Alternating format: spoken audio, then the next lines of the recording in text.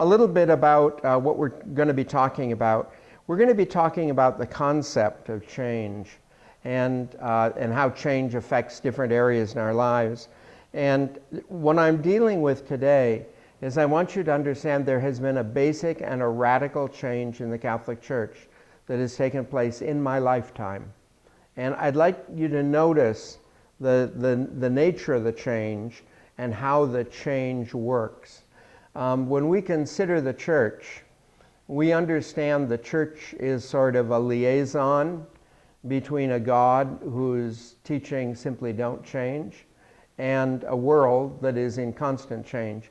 In fact, the symbol that is often used by theologians today for the church is a gangplank between a ship that is always moving and the land that is not. And as a result of that, you need to change in order to, the part connected to the ship needs to move with the ship or you lose the connection to the land.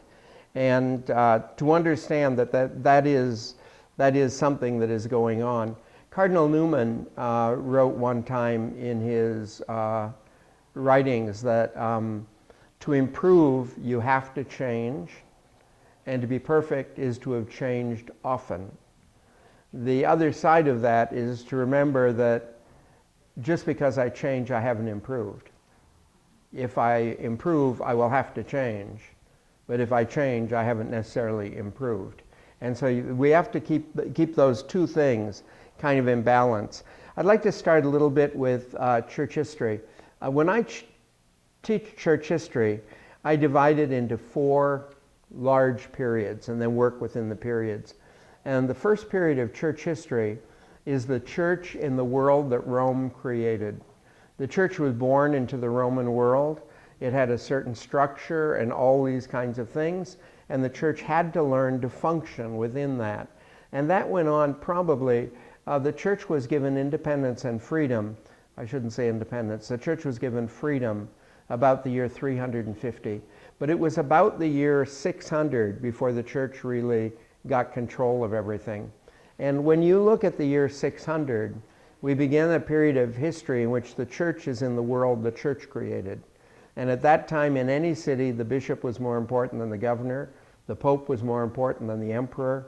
The church made the decisions. If 2 countries had a dispute, the pope decided it, pure and simple, and everyone abided by it. And the whole world was basically run by the church, the whole civilized world.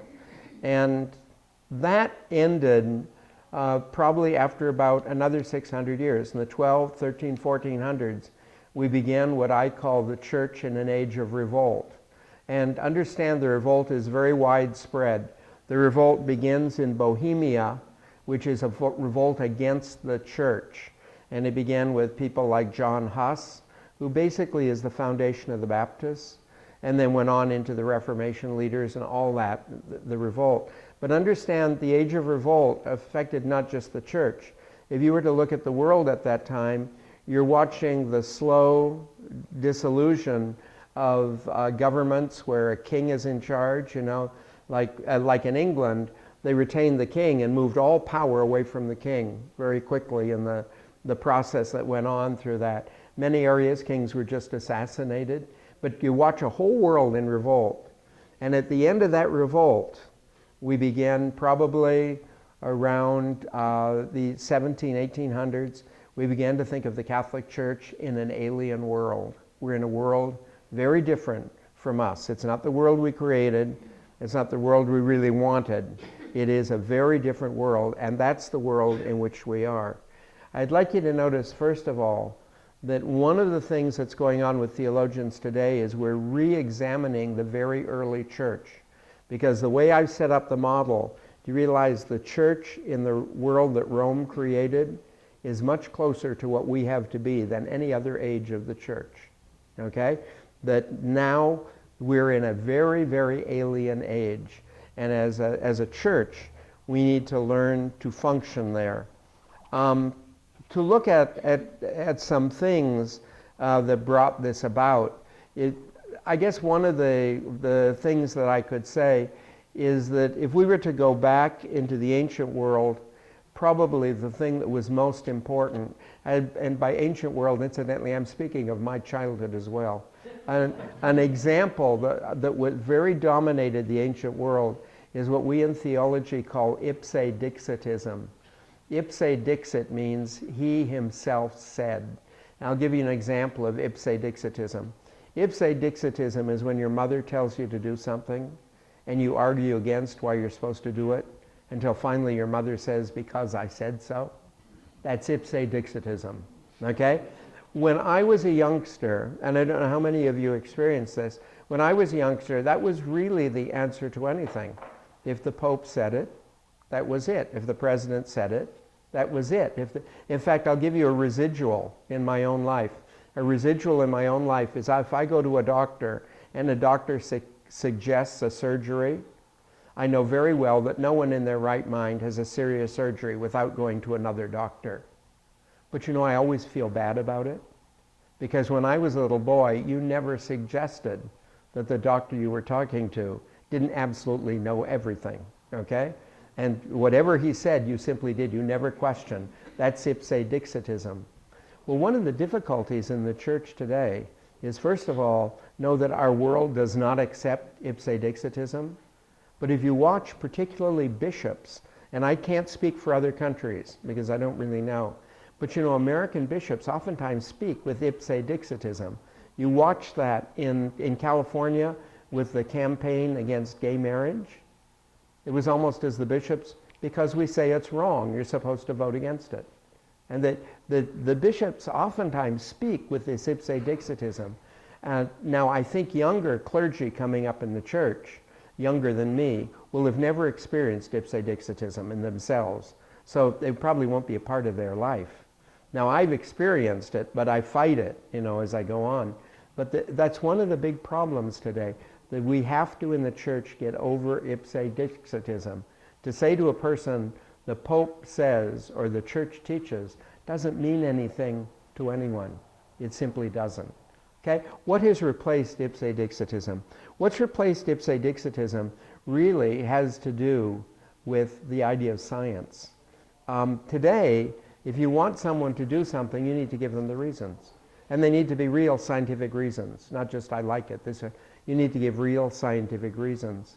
And it used to be, if you were to go back into the days when I was a youngster, a bishop had authority simply because he was a bishop.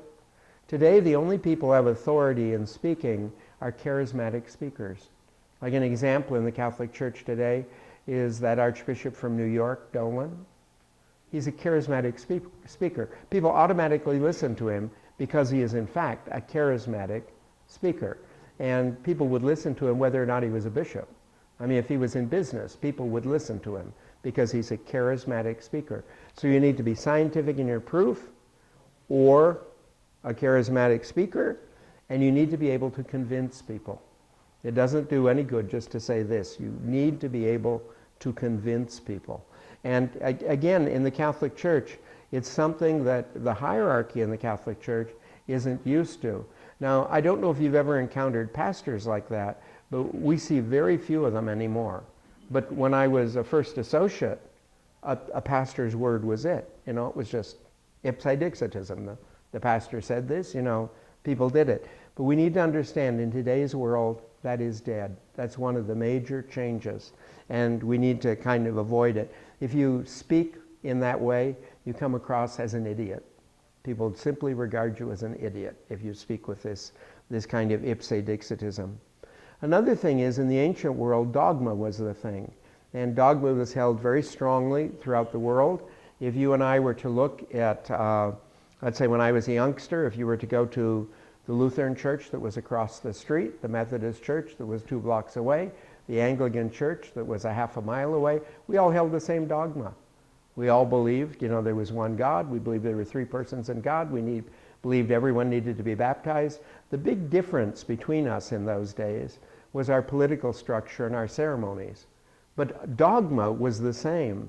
And because of that, in the United States, everything was quoted against dogma. And as a result of that, there were kind of universal held dogmas. Do you know today dogma is not held, even by deeply religious people? They may hold the same truths, but they don't hold it as dogma. You know, like for instance, when I was a youngster, if you had ever questioned of a nun or a priest, were there really three persons in God? Or why were there three persons in God? They would show you a shamrock. If you didn't believe it from the shamrock, you wouldn't be alive for the next grade. That's it, you know? We still had an Inquisition in Spain. But this idea that, you know, it was held as dogma. Today, people do not hold dogma. You know, dogma as just being a dogma affects no one. You need to be able to prove things. You need to be able to show how they work. And I guess as an example of this, I'd use something like the proofs for the existence of God. When I was studying at Berkeley, we had a gentleman come from the Soviet Union, actually. He was a professor at the University of Moscow, and he was the international expert on the Thomistic proofs for the existence of God. I've never heard a more mesmerizing lecture. His lecture was absolutely spectacular. But the man himself was an atheist. And he gives this wonderful explanation of the proofs for the existence of God. And one of the women, I think she was a nun, but I don't really remember for sure. One of the women at the end of the lecture, and there must have been about 3,000 people at the lecture. One of the women at the end of the lecture, when the question and answer period, asked him, how can you know these proofs so well and not believe in God? And he simply gave her a number. And the reason he gave her a number, if you study Thomas Aquinas, all his teachings are in questions and answer form. So that he'll say, question 1, is there a God?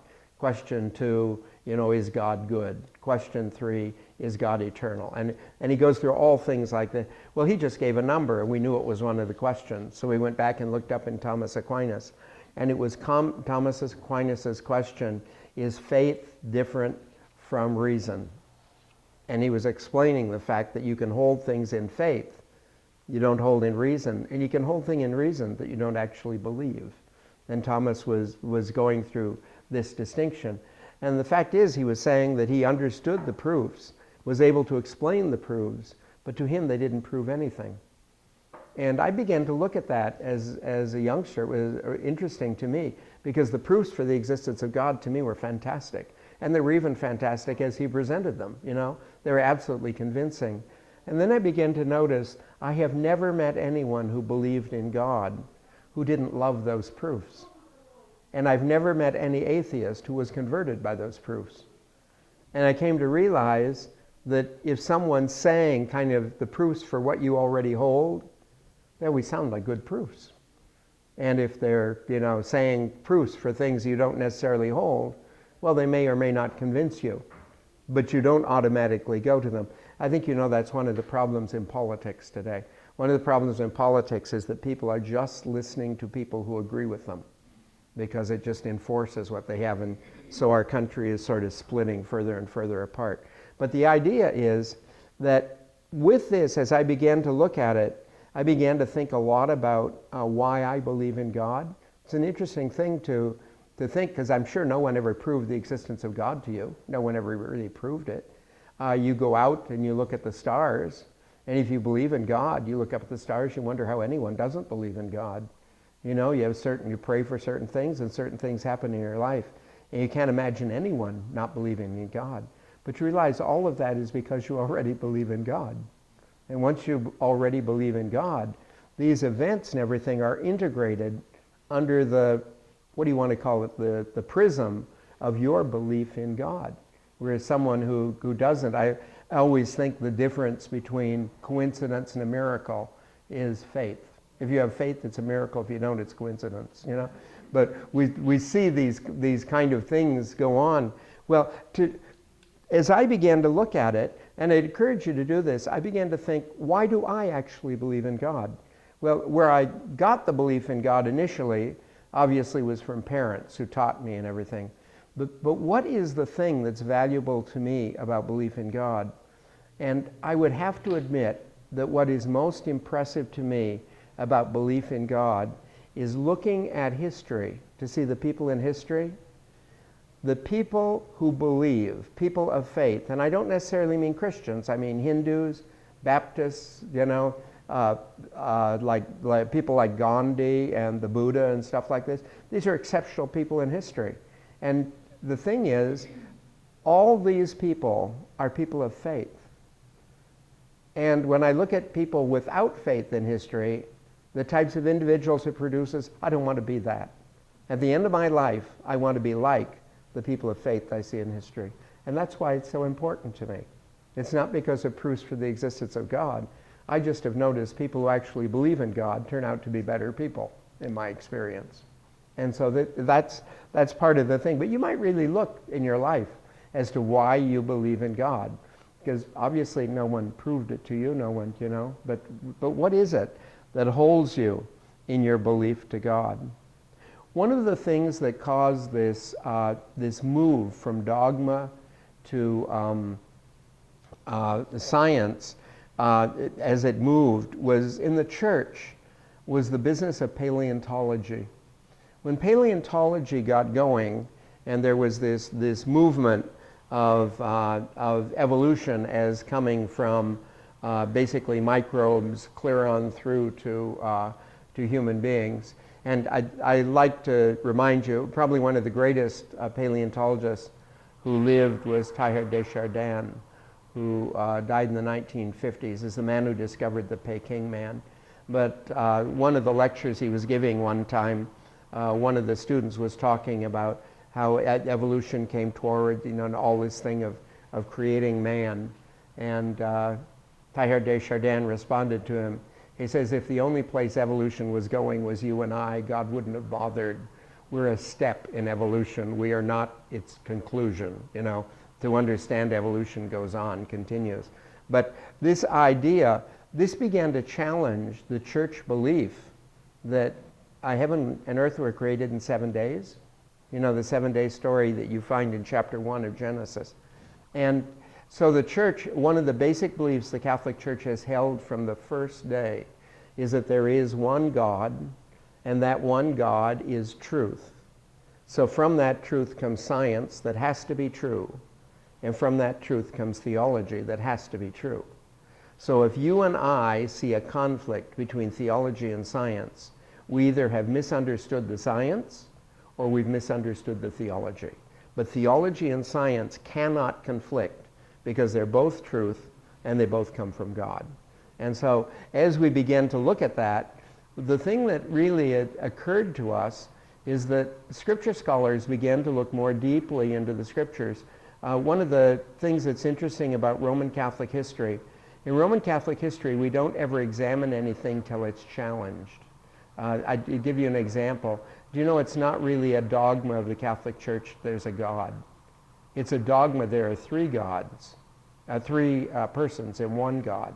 But there's never been the question of whether or not there is a God. In fact, the opening of the creed, is I believe in God. That means I believe what he says. It's not I believe in the existence of God. And the reason why we have no dogma in the church that there is a God is no Catholic has ever questioned whether there's a God. We've questioned whether there are three persons. We've questioned all kinds of things. And when we question something, then the church studies it and resolves it. But no one had ever questioned the 7-day creation thing. And so they began to look at it, and they looked at it in the scriptures. And when they began to study in the scriptures, they noticed there's two stories of creation. There's a story in chapter 1, which is 7 days. There's a story in chapter 2 in which God appears to come upon the earth and it's already created. And then he decides, we need someone to take care of this. So he takes some mud and makes a man. And then he creates the animals after the man. Whereas in the preceding story, remember he creates all the animals before the man? The second story, he creates the animals, and when he creates them, he brings them to the man to name them. One by one, they come up. And then once he finishes all of that, then he puts the man to sleep, takes out the rib, and creates Eve. So in the second story, the animals are created between Adam and Eve. In the first story, Adam and Eve are created together instantaneously at the end of the animals. And because the two stories are different, one of the things we know in Bible is God is not trying to tell us how the world was created. If God was trying to tell us how the world was created, those two stories wouldn't be different. Like for instance in the scriptures, in the Christian scriptures, we have this strong thing that you and I are to love our neighbor. You won't find any verse anywhere in the scripture that hints you should hate your neighbor. Never. That verse doesn't exist, okay? Always the love of neighbor comes right from Genesis through the scriptures. There has to be this love of neighbor. And so anyway, when they began to examine this, the church came to the conclusion that God has not told us how creation takes place. What God has told us is who did creation. So in the Catholic Church, we believe God created everything. Could he have created it through the process of evolution? The answer is yes. Could he have created it instantaneously, Big Bang? Yes. Could he have created it in 7 individual days? Yes. The thing is, we don't know how he did it. And science is working on that, and the strongest argument right now seems to be evolution. But I think you know science deals only in theories. So the best explanation for all the evidence we have today is evolution. However, any scientist in the field is working to find new evidence to change that. That's the way science works. But what will not change is who did it. The who is God. So once we had this, the Catholic Church suddenly realized we actually can work very well with science as the new dogma. We actually can function very well that way. And what we need to do is to be able to examine our truths and examine what we hold in the light of the science, in the light of the light of proving what we hold. Okay? And again, people do not accept as an argument the Bible says. People do not accept as an argument the church says. People do not accept as these different kinds of things. So you have to analyze it and find out kind of what's going on. So science then becomes this new dogma. And when we begin to look at this new dogma, probably an area where it is most prominent, where people most notice the change, is in moral theology. Roman Catholic theology is divided into 3 major fields.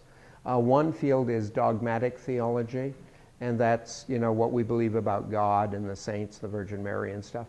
And the second field is moral theology. Moral theology has to do with how we act, okay?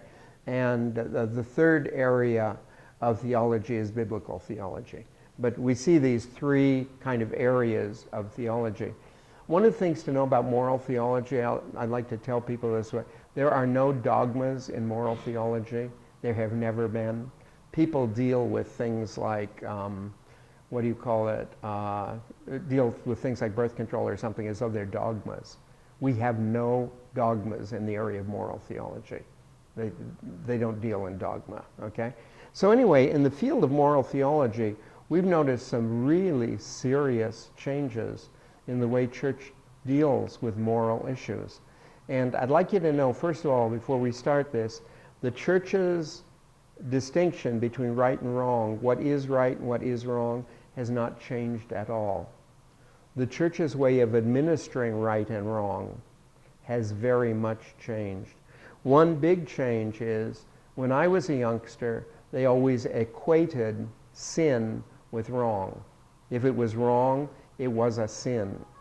Now, in the Catholic position, we maintain that there is right and wrong, and if I do wrong knowing it, it's a sin. But if I do wrong not knowing it, it is not a sin, okay? Now, does that mean there's nothing wrong with it? It doesn't, because wrong always carries a punishment with it. I like to use the example of drinking, If you have no idea there's anything wrong with getting drunk out of your mind, and you do get drunk out of your mind, you have not sinned, but you will still have a hangover. It doesn't go away, okay? The hangover is not a punishment for sin. The hangover is what happens when you have too much alcohol in your blood, period, okay? And so to kind of understand that, well, what has been one of the big changes? One of the big changes is the discovery of the uniqueness of individuals. Historically, we've looked at individuals as being kind of the same. Like an example in the Roman Catholic Church today, where you hear this very, very commonly. Roman Catholics cannot actually believe that a person can think that a fetus is not a human being. And if a person cannot possibly think of a fetus as not being a human being, then anyone who involved in abortion is flat out a murderer. But the fact of the matter is, there are people who cannot accept that a fetus is a human being. There are people like that. So what are they doing? What they're doing is wrong, and we need to educate people to draw them away from the whole thing of abortion and everything. But don't think of them as sinning, and don't think of them as doing things like that just, because they want to be mean or something like that. This was the whole thing of the Inquisition and stuff in the Catholic Church. We honestly did not believe anyone could not know the Catholic Church was the true church. And knowing the Catholic Church was the true church, they went to other denominations and things for bad reasons, Like we would look like a big a preacher, let's say like Billy Graham or something. And they would say, well, he's just in it for the money. Why would he just be in the money? Well, he couldn't be in it for the truth, because he must know the Catholic Church is true and not that. Well, that's baloney. That is flat out baloney. Those people are honestly in that. And I'll tell you what the discovery of science has been. I think you know this, but we have come to the conclusion in our own day that human beings are unique in so many ways that we never understood before. I think you would understand the basic thing about fingerprints. Everyone's fingerprints are unique, and there are even people who don't have fingerprints, very few, but there are even people like that. But I'd like you to understand that also DNA, now they've worked on DNA is unique. Your DNA is no one else's DNA. Another thing is experiences. The experiences you have in your life, no one else has ever had. Even if someone were to live your very same life in another age, it would be a different life. Even if you have a twin. If you have a twin and you're raised together as much, your experiences are not the same. And so every person's experiences are absolutely unique.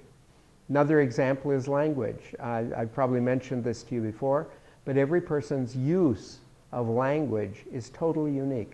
In this room, I would presume our language is English, but no two people in this room actually use English in the same way.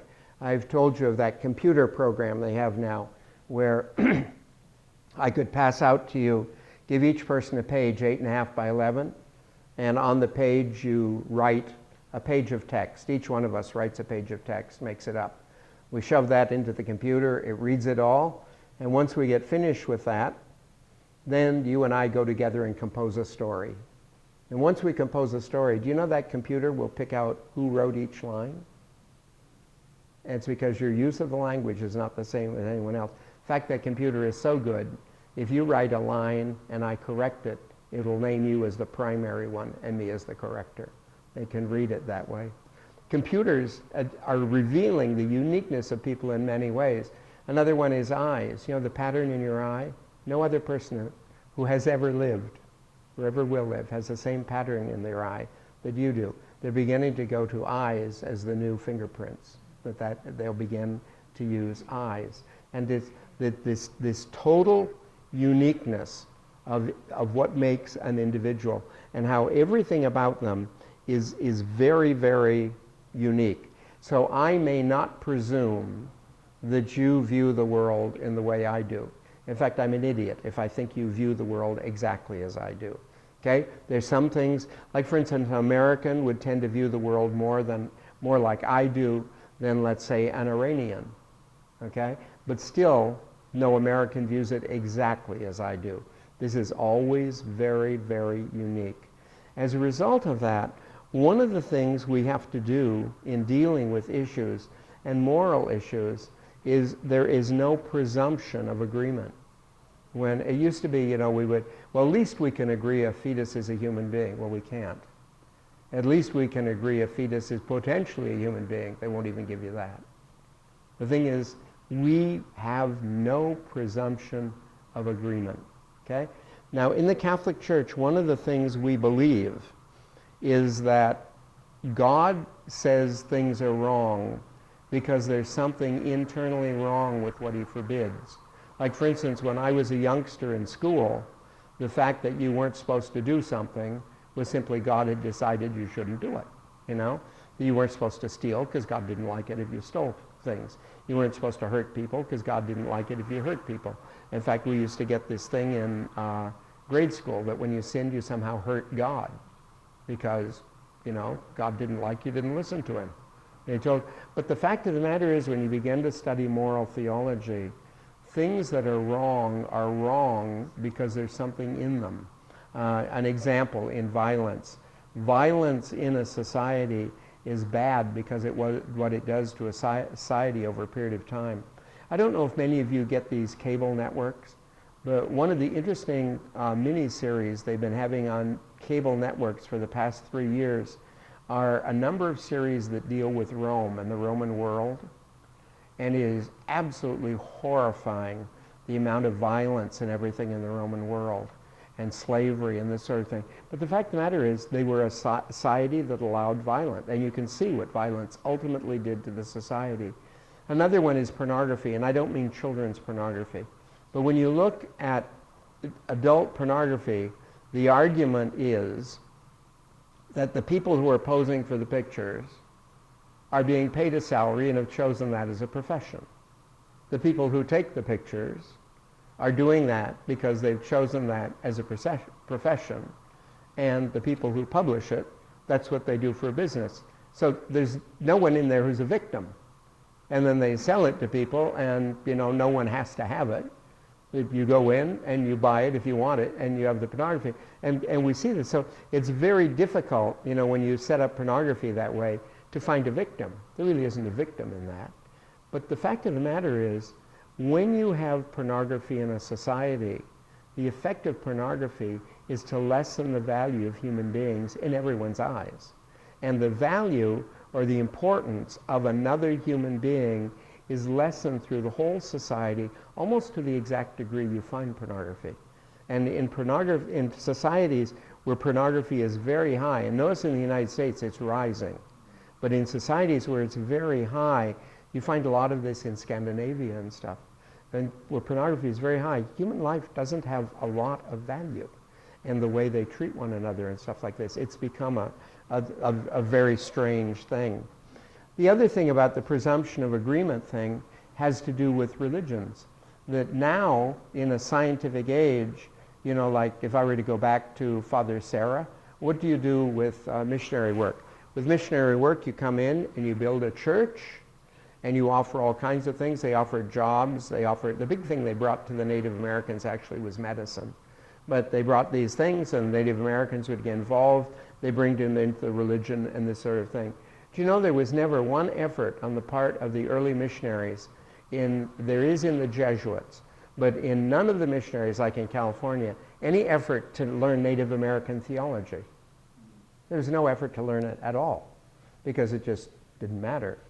I'll give you another example. When I was going through the seminary, I have a baccalaureate in philosophy. The first thing we did was have to study philosophy. And there are lots of philosophies. There's hedonism, there's practicalism, there's all kinds of things. Anyway, there's all these different things. In the seminary, we never studied any of them. The only thing I studied was Thomism. And when we would ask the professor about one of these other kinds of philosophy, the professor would say to us, in Thomism, you know the truth. You'll always recognize an error. Okay? As though they had nothing to offer at all. And you can't be that way in today's world. You simply can't. If you want to be involved in some kind of work of conversion, what you really want to do is see in your mind that you're working in a field of mutual comprehensibility.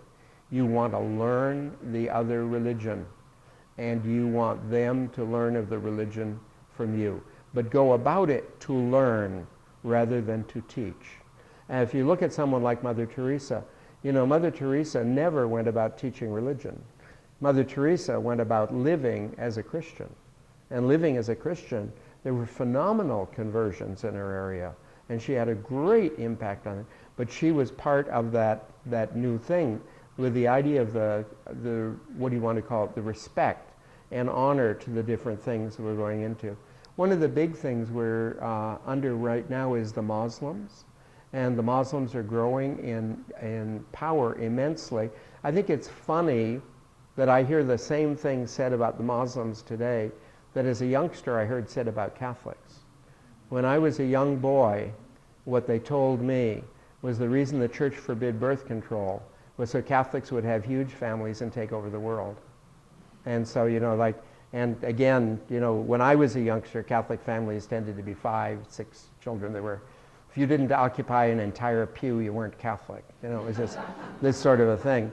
And so the idea is that we need to be able to look at the Muslim faith with respect and with understanding, and need to listen to people explain it. One of the really interesting things to me is I'm fascinated by the study of history. Beside the Bible, history to me is the next most important subject because it gives you some perspective on what's going on. But the Muslim faith, came into existence about 400 years after the Roman Catholic Church. That's when Muhammad was functioning, about the year 400. And you look at the Muslim faith today, involved in all this violence and all that kind of thing. And then I'd ask you to look at the Roman Catholic Church 400 years ago, where we had the Inquisition, where we were burning heretics. But what you see in the Muslim faith, and you and I are so horrified by, is exactly what we went through at their same age. We're kind of like an adult looking at a teenager and say, how could anyone act that way? Totally forgetting that that's the way we acted. I always remember that when we were studying, one of the things that I thought was amusing, that the fathers who were most concerned about their daughters dating were the fathers who, when they were dating, that was not the man you wanted going with your daughter. And so they had this, so they sort of projected this on all males. And to understand this kind of thing, that we need to be able to listen to them and to understand. And I think another thing about the Muslims is to understand that there are many branches of Muslim. In the United States, we see a very benevolent branch in the local things. If you go into the Muslim Brotherhood and Al-Qaeda and stuff, you see a very malevolent branch.